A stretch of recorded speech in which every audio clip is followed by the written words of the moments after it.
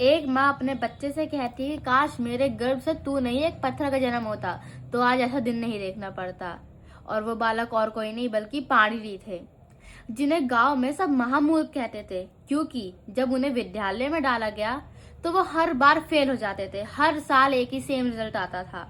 वो 16 साल के हो गए थे लेकिन अभी भी पहली कक्षा में थे। एक दिन उनके पिता उनसे कहते हैं कि इससे बढ़िया तू मरी जा।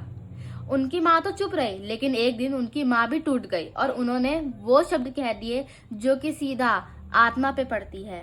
और उस दिन के बाद से पाणिनि की जो आत्मा थी वो बिल्कुल जल गई। उनके मन में आया कि अब जीना ही नहीं है, तो वो चुपचाप गांव के बाहर वाले कुएं के पास गए और वहां पर जाके मरने की तैयारी करने लगे। लेकिन उन्होंने देखा जो कुआं है उस पर रस्सी के निशान बने हुए हैं। उन्होंने देखा कि जो औरतें हैं वो सालों सालों से उस रस्सी को घीस घीस के पानी निकाल रही, जिसकी वजह से उस कुएं पे यानी कि पत्थर पे निशान पड़ गए हैं। उन्होंने देखा कि जो मुलायम रस्सी है उसके अभ्यास की वजह से पत्थर पे भी निशान पड़ गए। तो एक अभ्यास मेरे दिमाग में बुद्धि नहीं डाल सकती।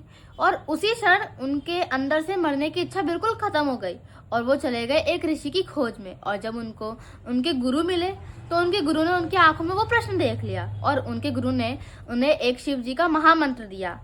उस मंत्र की उन्होंने वर्षों तक तपस्या की और जब उनकी तपस्या पूरी हुई तब उनकी तपस्या से प्रसन्न होकर भगवान शिव ने तांडव करा और 14 बार डमरू बजाया और उनके डमरू के नाद से पाणिनि को 14 माहेश्वर सूत्र मिले और उन सूत्रों से जन्मा संसार का सबसे वैज्ञानिक अष्टाध्यायी, जिस बालक को सब लोग महामूर्ख कह के चिढ़ाते थे, आज वही व्याकरण का महर्षि है और भाषा का आचार्य है। तो फ्रेंड्स, आपको ये जानकारी कैसी लगी मुझे कमेंट करके जरूर बताना और ऐसी और वीडियोस के लिए मेरे को फॉलो कर लेना। जय श्री राम, राधे राधे।